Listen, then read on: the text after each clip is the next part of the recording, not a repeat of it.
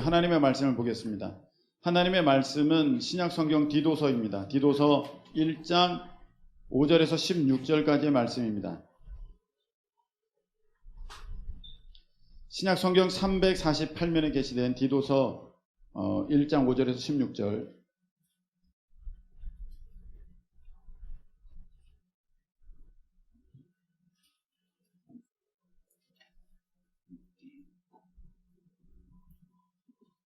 자, 다 찾으셨으면 자리에서 일어나셔서 제가 한 절, 여러분들이 한 절 교독하시겠습니다. 내가 너를 그레데에 남겨둔 이유는 남은 일을 정리하고 내가 명한 대로 각 성에 장로들을 세우게 하려 함이니,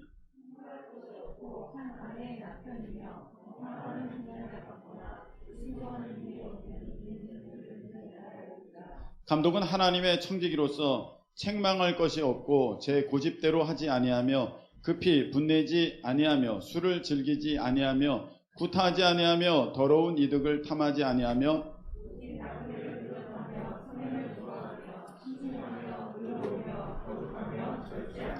밑분 말씀의 가르침을 그대로 지켜야 하리니, 이는 능히 바른 교훈으로 권면하고 거슬러 말하는 자들을 책망하게 하려 함이라.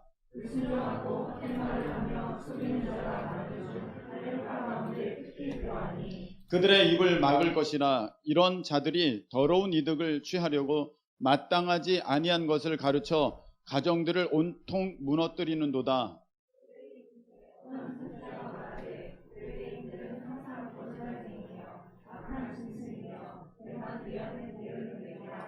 이 증언이 참되도다. 그러므로 네가 그들을 엄히 꾸짖으라. 이는 그들로 하여금 믿음을 온전하게 하고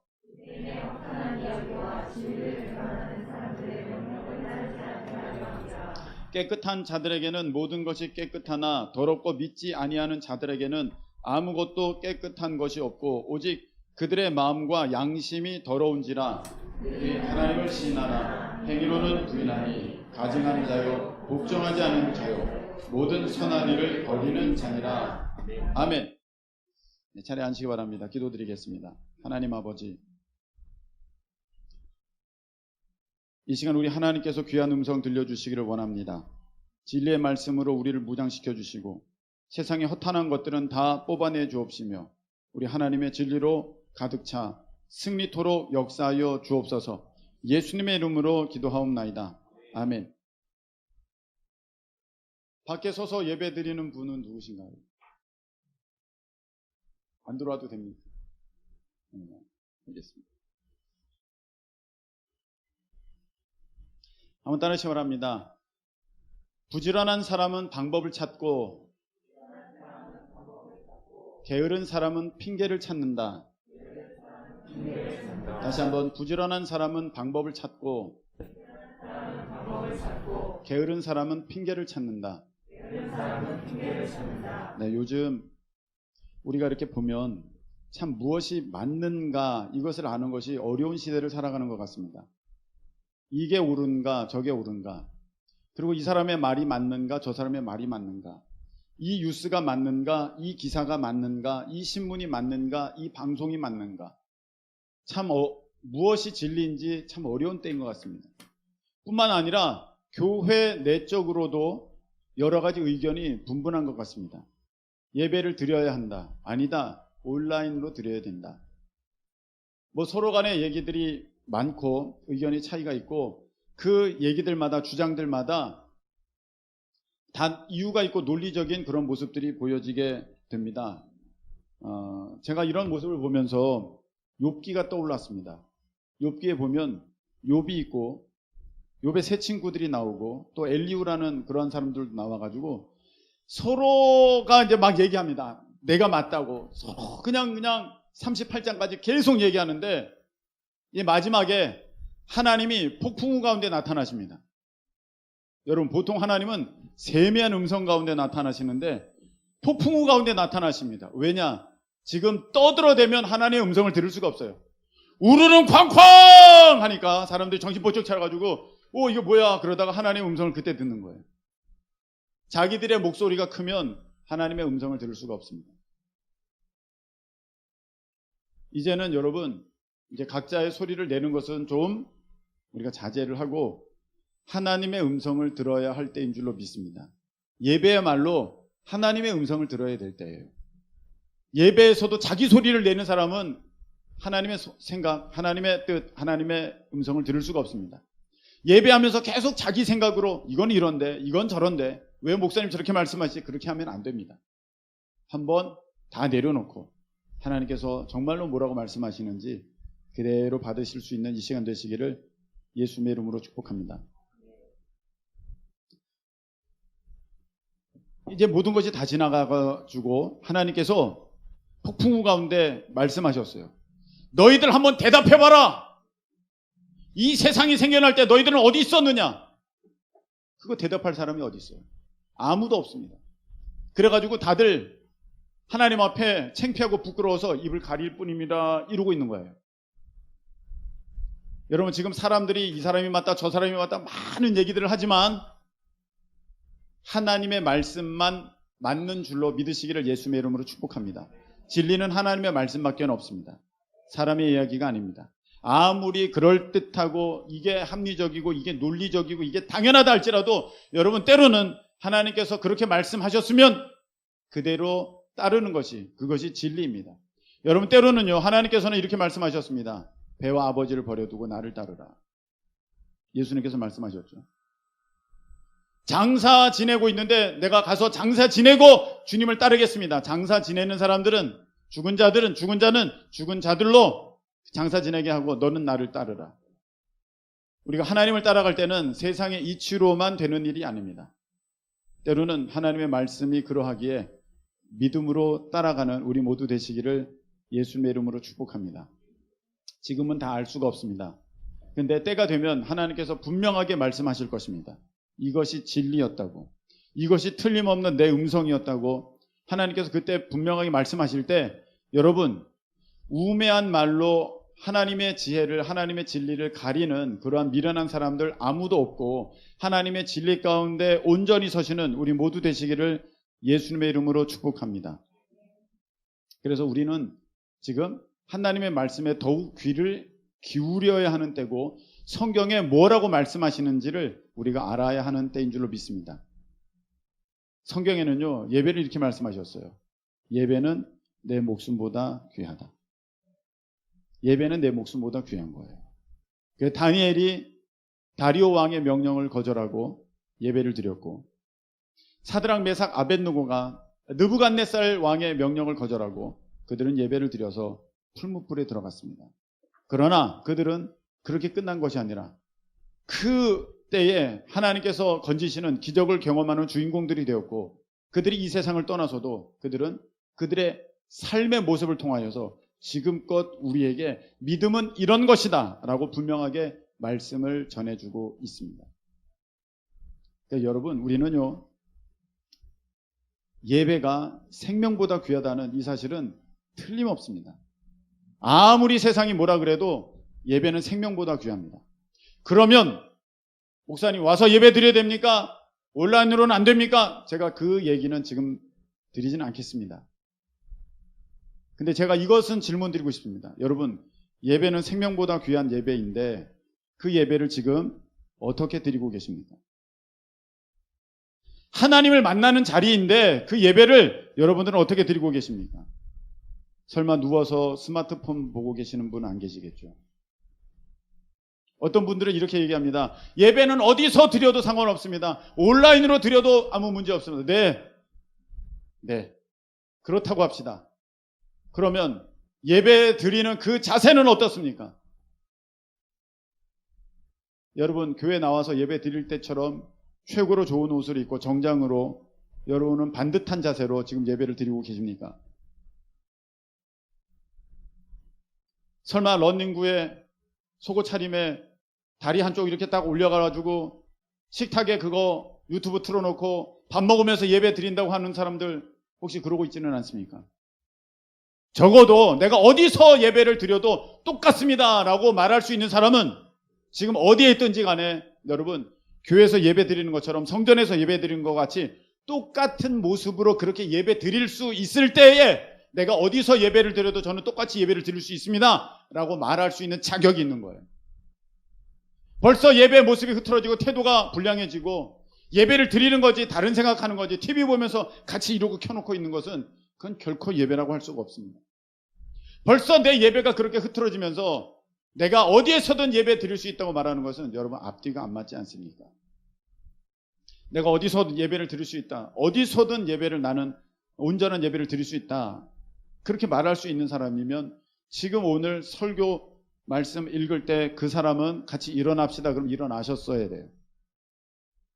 그리고 찬송 부를 때도 여기서 부르는 것과 같이 동일하게 그렇게 크게 부르실 수 있으셔야 됩니다. 오늘 문광민 청년 찬양 참 잘했습니다. 마스크를 씌워놨더니 더 잘하는 것 같습니다. 앞으로 계속 마스크를 씌울까 그런 생각도 하고 있는데 집에서는 아무 문제가 없지 않습니까? 마스크 쓰고도 이렇게 크게 했는데 우리가 여러분 왜 못합니까? 다 내 마음의 자세이고 다 내 하나님을 향한 내 사랑의 모습입니다. 오늘 제목은 이것입니다. 부지런한 사람은 방법을 찾고 게으른 사람은 핑계를 찾는다.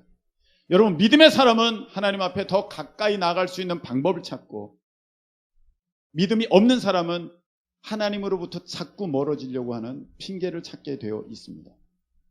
여러분은 이 코로나라는 것을 하나님을 찾는 방법으로 여기고 계십니까? 아니면 하나님을 멀리하는 핑계로 삼고 있습니까? 여러분 오늘 이 말씀을 한번 잘 들어보시기 바랍니다. 마귀는 언제든지 우리에게 핑계를 갖다 줍니다. 이래서 안 되고 저래서 안 되고. 이게 마귀가 하는 짓이에요.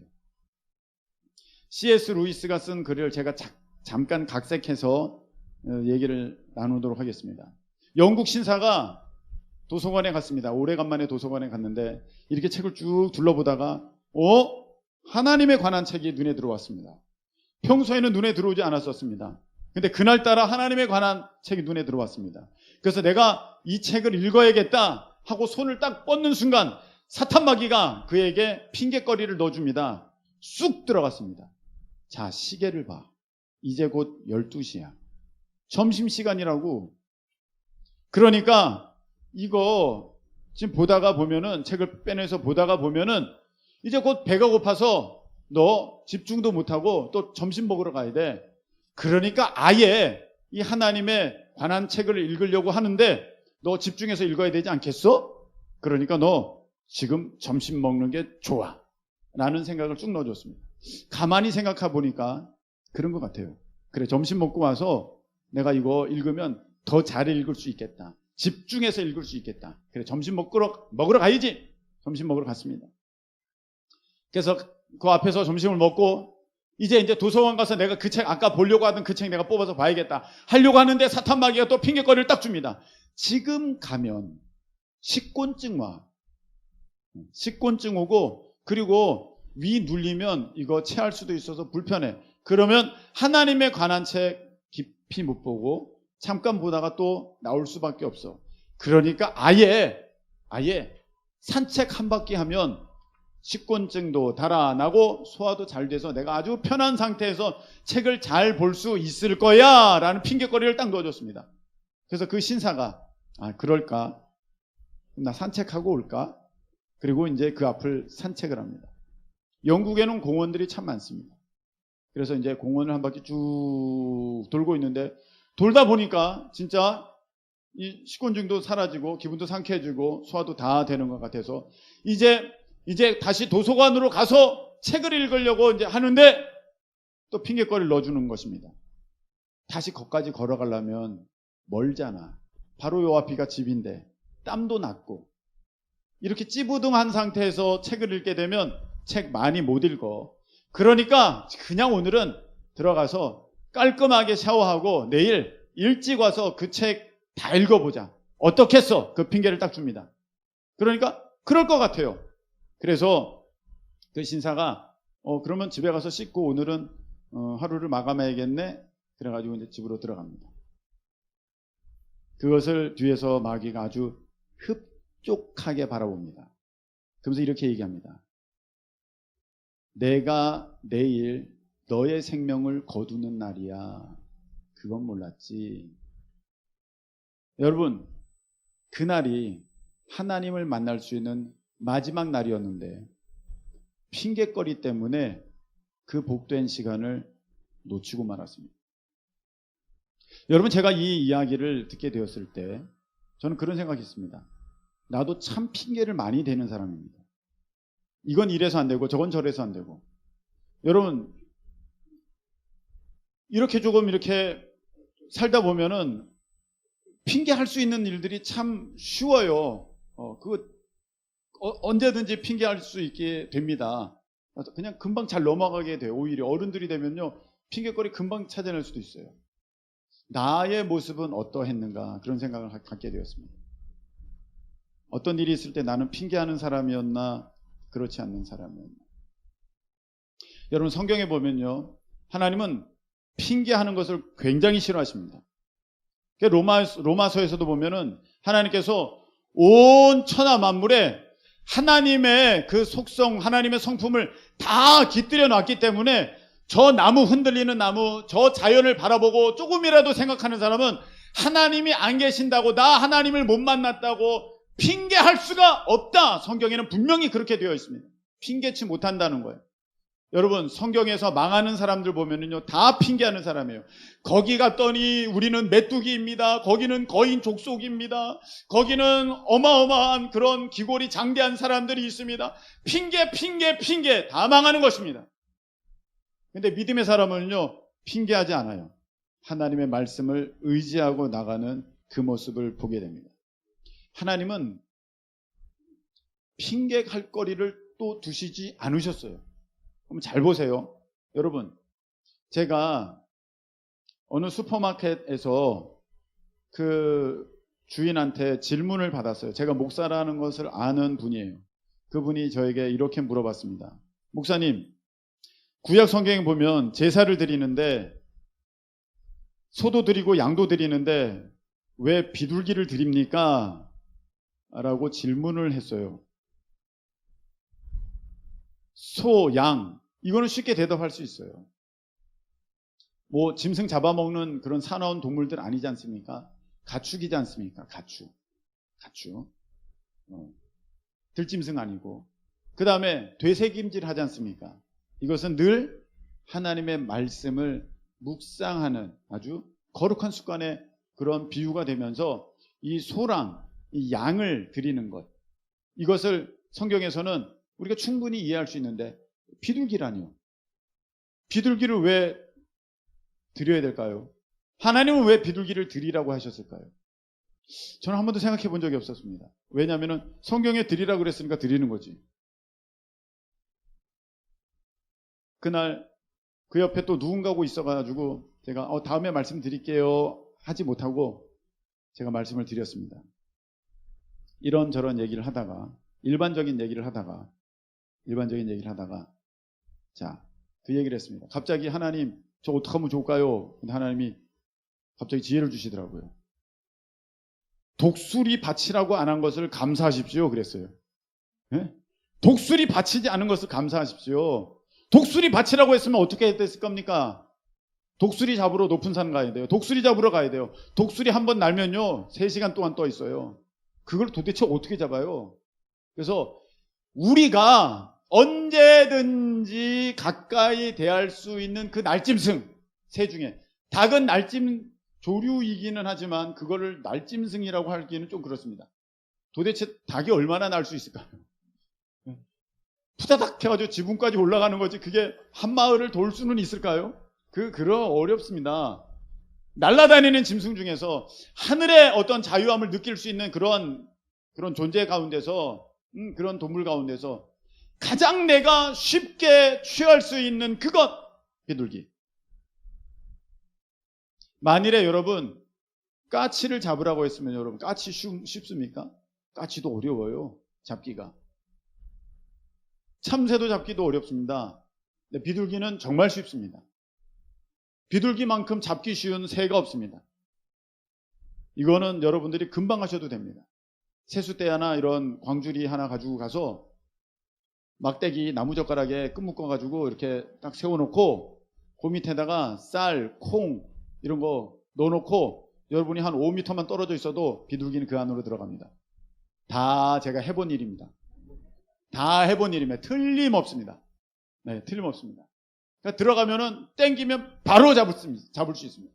비둘기처럼 잡기 쉬운 조류는 없습니다. 전 참새도 잡아봤지만 참새는 그렇게 쉽지는 않습니다. 꿩 잡으러 다녀봤는데 꿩도 그렇게 쉽지는 않습니다. 찾기도 어렵습니다. 비둘기는 쉽습니다. 근데 팔레스타인 전역에 비둘기가 없는 곳이 없어요.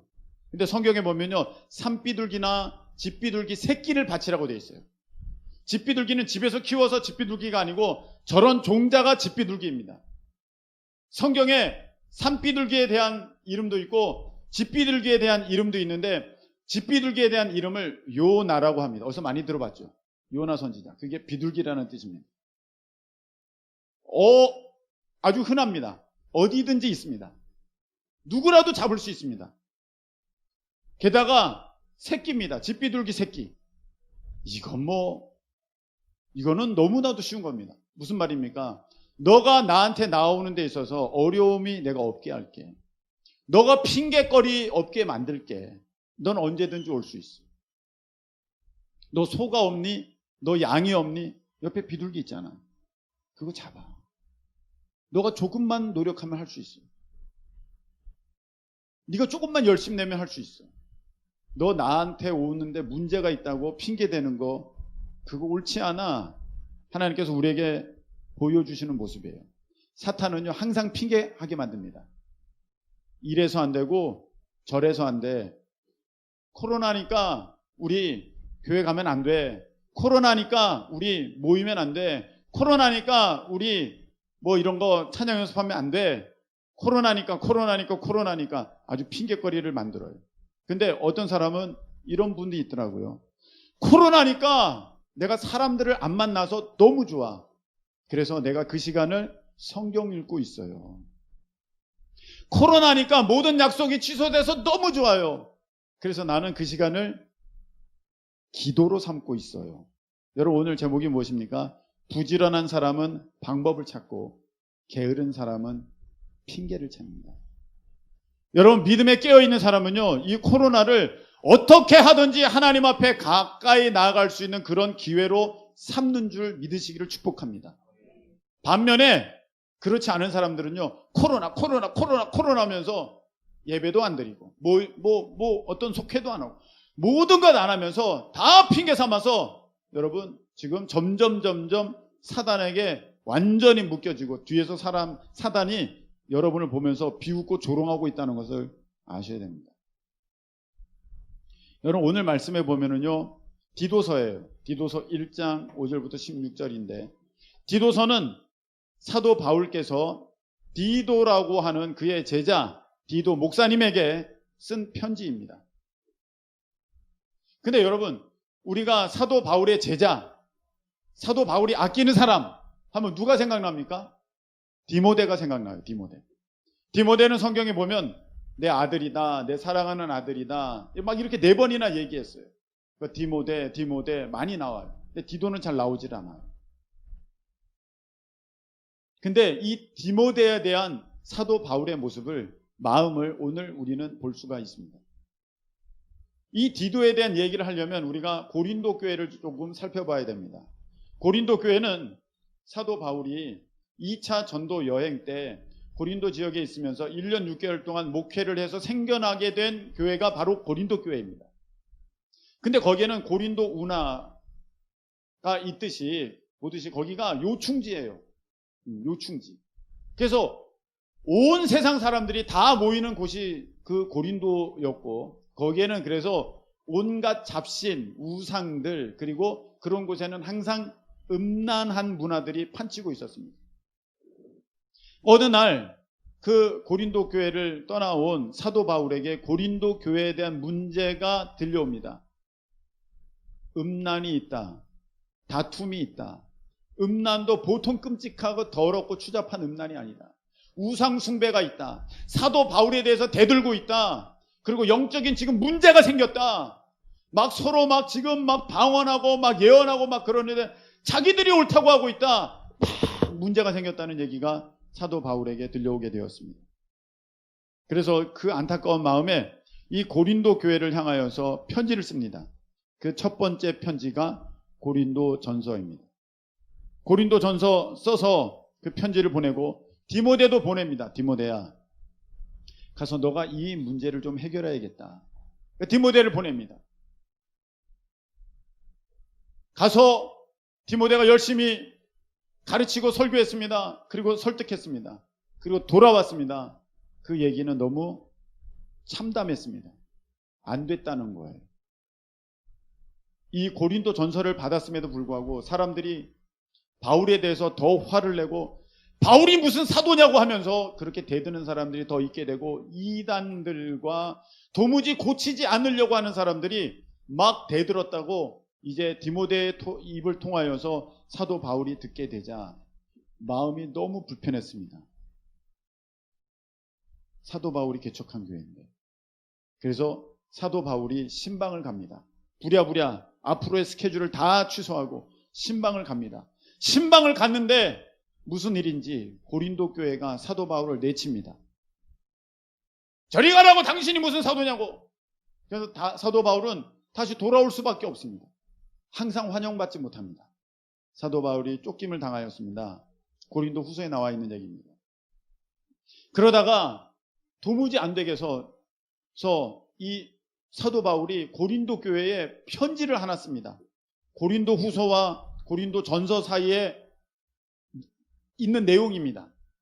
그 편지는 성경에 기록되어 있지는 않습니다. 내용이. 그런데 그 편지를 보통 우리가 눈물의 편지라고 합니다. 눈물로 썼습니다.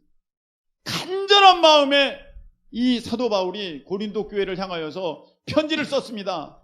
그리고 그 편지를 디도 편에 보냅니다. 디도 편에. 그리고 디도가 그 얘기를 이제 어떻게 해결했는지 그 얘기를 듣고 싶어서 막 기다리고 있는데 드디어 디도를 만나게 됩니다. 그 얘기가 고린도 후서에 나옵니다. 우리 한번 찾아보도록 하겠습니다. 고린도 후서 7장.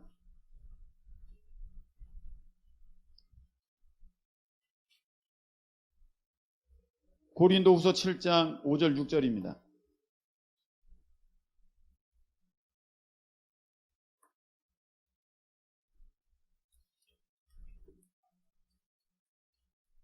자, 5절 6절 읽겠습니다. 우리가 시작.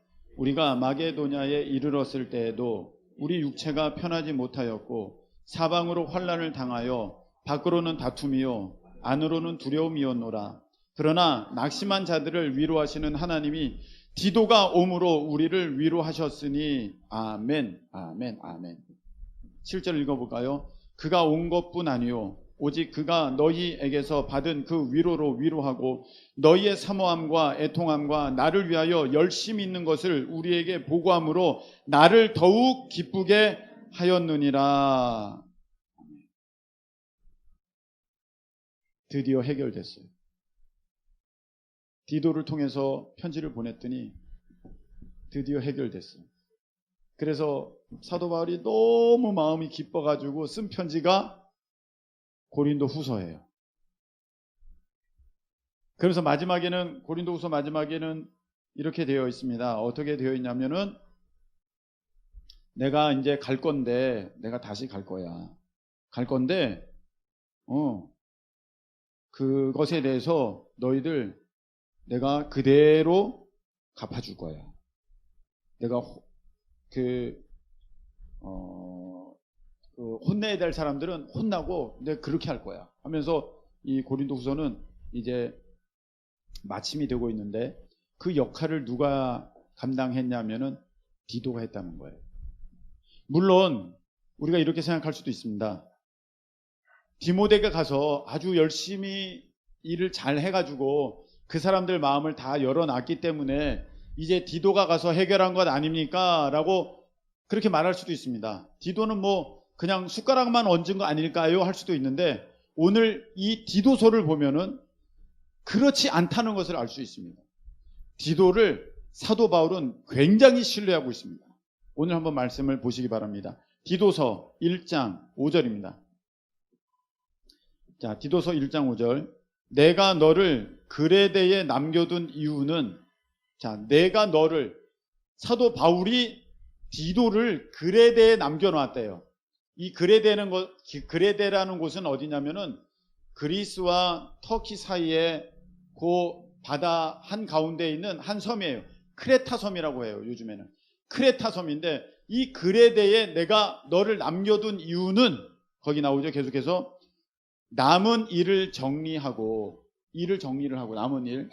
남은 일이 보통 일이 아니야. 이제 하나씩 얘기하는데, 내가 명한 대로 각 성의 장로들을 세우게 하려 함이니, 여러분, 사도 바울이 디도를 통해서 남은 일들을 이제 마치고 오게끔 하려고 그레데에 디도를 남겨놨는데, 그 하는 일들이 무엇냐면은 이제 지도자를 세워야 된다는 거예요.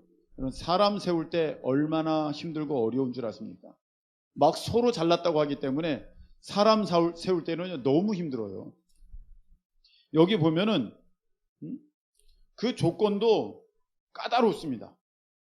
책망할 것이 없는 한 아내 남편으로 방탕하거나 비난을 받거나 불순종하는 일이 없는 믿음의 자녀를 둔 자라야 할 것이다 하면서 이제 이게 다 하면서 어떤 조건들을 하면서 이런 사람을 세워라, 이제 그렇게 했고, 그 다음에 뿐만 아니라 13절 이런 부탁도 합니다. 그러므로 너는 그들을 엄히 꾸짖으라. 이는 그들로 하여금 믿음을 온전하게 하고, 이렇게 되어 있습니다. 꾸짖는 것까지도, 혼내는 것까지도 디도에게 시켰어요. 이거 참 힘든 것입니다.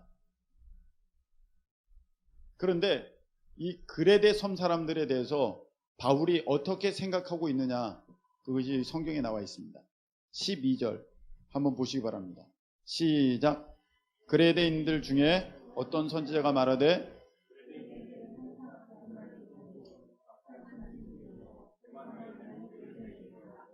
이 증언이 참되도다. 이 증언이 참되도다. 바울은 그레데 사람들을 어떻게 생각했냐면, 이 사람들은 항상 거짓말쟁이야.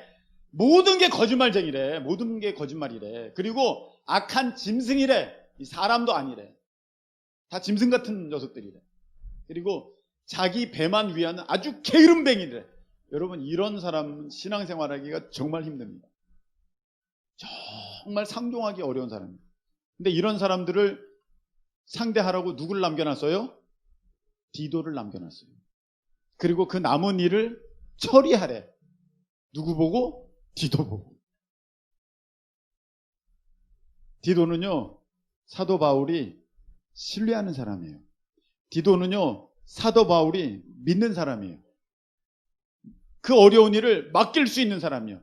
이런 이 그레데 사람들, 그냥 항상 거짓말하고, 그냥 짐승 같은, 짐승도 보통 짐승이 아니야. 악한 짐승 같고, 그 자기 배만 위하는 이 게으름뱅이들을 상대를 하려고 하는데 디도를 시킨 거예요. 믿을 만한 사람이라는 거죠. 디모데가 아니에요. 디도예요. 저는요, 이 디도서를 보면서 그런 생각합니다. 야, 나는 디도와 같은 사람이 되고 싶다. 디도와 같은 사람. 그냥 이렇게 김성훈 목사 하면은 할 수 있어. 그 사람이면 할 거야. 그런 평가를 받고 싶습니다. 여러분, 주한지방에서 어려운 일이 있어요. 어떤 큰 행사가 있습니다. 그 목사님들이 누구를 지킬까요? 저를. 네, 저를. 네. 전 너무 감사하죠. 너무 고맙습니다. 이 일은 누가 맡았어? 김성훈 목사 맡았습니다. 아, 그럼 됐네. 그런 얘기를 들을 때가 저는 가장 기뻐요. 아, 내가 처음에는 뺀질이었는데 디도와 같은 사람이 되고 있구나. 여러분, 이거 꼭 기억하셔야 돼요. 목사님이 어떤 어려운 일을 맡기시거든. 아, 목사님이 나를 믿는구나. 내가 할 수 있다고 그렇게 생각하시는구나. 나를 디도처럼 여기시는구나. 여러분, 그렇게 믿으실 수 있기를 축복합니다. 이 그레데 섬에 아무나 남겨둘 수 없어요. 이 보통 문제가 아닙니다. 이런 사람들은. 근데 디도에게 맡겼어요. 제가 여러분들에게 어떤 일을 맡겨드린다면 여러분을 믿기 때문에 맡기는 거예요. 그걸 아예 망하라고 아무나 해서 망해라 이런 사람이 세상에 어디 있겠습니까? 상식적으로 생각해 보세요. 여러분이 어떤 일을 하려고 하는데 이 일은 처음부터 내가 망하기로 작정을 했어. 그러니까 망할 만한 사람을 세워야지. 그런 사람이 세상에 어디 있겠습니까? 상식도 아니지. 내가 어려운 일을 맡았다? 아, 믿으시는구나. 내가 디도 같은 사람이구나. 할렐루야. 그렇게 여기시고 그렇게 되시기를 예수님의 이름으로 축복합니다. 여러분, 저는요 이렇게 행사를 하지 않습니까? 그러면 누군가 그 책임을 지고 그 일을 이끌어야 되는데 누가 하면 좋을까 생각을 해봅니다. 여러분 안 하겠습니까? 그런 거? 다 하지. 생각을 다 하지. 그러면 생각해 봅니다. 이걸 누가 하면 좋을까? 참 좋은 사람이 떠오릅니다. 그런데 더불어서 뭐가 떠오르냐면 핑계하는 모습이 떠오릅니다. 이 사람을 세우면 좋은데 이 사람은 이 핑계를 할 것 같아. 아, 그럼 안 되겠네. 저 사람을 세우면 좋은데 저 사람은 저 핑계를 할 것 같아. 아니, 안 되겠다. 괜히 또 불편하겠다. 그럼 요 사람을 세울까? 그러면 무슨 핑계 할까요? 요 핑계를 할 것 같아. 안 되겠다. 그 사람을 세우고 싶어. 그러면 그 사람은 그 핑계를 댈 것 같아. 안 되겠다. 여러분, 일을 맡길 때 누구를 맡기냐면 핑계 없는 사람을 맡기는 거예요. 야, 이 사람이라면 바비 태풍이 올라온다 해도 뚫고 오겠구나. 네. 여러분들 간판을 묶었는데 왜 남의 집 간판을 묶었어요? 나 참 와가지고 나 참 기가 막혀. 와, 얘들 대단하다. 신경 써도 남의 것까지 잘 신경 쓰네. 야, 그래서 그런 생각했겠죠. 네, 그래도 열심히 하려고 했구나. 열심히 하려고 했구나. 그런 거 하나하나씩 봅니다. 이거를 누구에게 맡기면 할 수 있을까? 그 사람은 핑계 없는 사람이에요. 여러분, 하나님도 동일하십니다. 하나님도요, 이 세상을 사람을 통해서 일하시거든요. 아멘이십니까? 근데 그 분야에, 그 영역에 그 사람에게 맡기기를 원하시는데 그 어떤 사람에 맡기시느냐면은 디도와 같은 사람이에요. 할 수 있는 사람, 해내는 사람, 핑계 없는 사람. 저에게 하나님 이 물질의 영역 여기를 맡겨 주십시오. 제가 이 땅을 책임지겠습니다. 제가 이 영역을 책임지겠습니다. 그러면 여러분이 교회에서 어떻게 하시는지를 보셔요. 하나님은 뭐 크게 꿈에 내가 이것을 맡길 텐데 너 핑계 댈 것이냐 하면서 이렇게 말씀하시지 않아요. 하나님은 뭘 보시냐면은 오늘 목사를 통해서 여러분에게 주어주시는 그 일에 대해서 여러분이 어떻게 반응하느냐, 하나님은 그걸 보시는 거예요.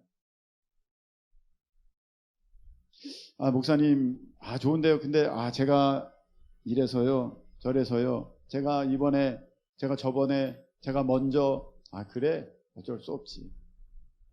제가 그것을 봤지만 누구도 보고 계세요? 하나님도 보고 계세요. 여러분, 핑계하는 인생은 하나님 앞에 귀한 것을 맡을 수가 없습니다. 사람도 맡기지 못하는데 하나님이 어떻게 맡기시겠어요? 물질을 하나님 저에게 주십시오. 제가 하겠습니다. 그래? 근데 너는 왜 지난주에 목사가 시킨 그거 안 했어? 그 핑계 댔어? 아니, 그거는요, 하나님 앞에는 핑계할 수가 없어요. 오직 아멘만 있을 뿐입니다. 할렐루야. 네. 예만 되고 아니라 함이 없다고 하셨어요. 핑계 없습니다. 여러분, 너무나도 많은 사람들이 오늘 나의 핑계가 하나님의 복을 가로막고 있다는 것을 깨닫지 못하고 있어요. 그러면서 왜 나에게 이걸 안 맡겨주십니까? 왜 나는 이게 안 열립니까? 나는 왜 이게 안 됩니까? 그러고만 있어요. 왜? 자기가 핑계하는 인생을 살아가면서 책임질 수 없는 모습을 하나님 앞에 보여드리면서 내가 책임지겠다고 하는데 그걸 누가 믿겠습니까? 여러분, 오늘 말씀을 맺겠습니다. 누구는 이런 기회를 하나님 앞에 더 가까이 나아가는 좋은 기회로 삼습니다. 그래, 내가 사람들 만나는 시간 줄어들고 세상 활동하는 시간 이렇게 줄어들었어. 내가 그동안 하나님께 달려갔어야 되는데 그렇지 못했는데 하나님이 아예 원초적으로 막아주셨구나. 그러면 내가 이제는 정신 차리고 기도하러 가야지. 부지런한 사람은 방법을 찾고 게으른 사람은 핑계를 찾습니다. 여러분은 어느 쪽입니까? 야, 그래. 이제 뭐 이렇게 모임도 다 안 됐으니까 나는 이제 이 핑계김에 교회도 가지 말아야겠다. 이런 사람은요, 틀린 거예요. 이제 하나님께서 한번 다 달아보시고 분명히 하나님께서 크게 역사하실 것입니다. 다 달아보시고 이제 나타나셔서 폭풍우 가운데 말씀하시는 것처럼 모든 것을 역전시키시면서 이제 말씀하실 때 너 그때 그랬잖아. 너 그때 내가 시간 줬을 때 너 그때 못 되겠어. 나를 가까이 했니? 나를 더 멀리 했니? 여러분 어떻습니까? 지금 하나님이 다 달아보고 계시는 거예요.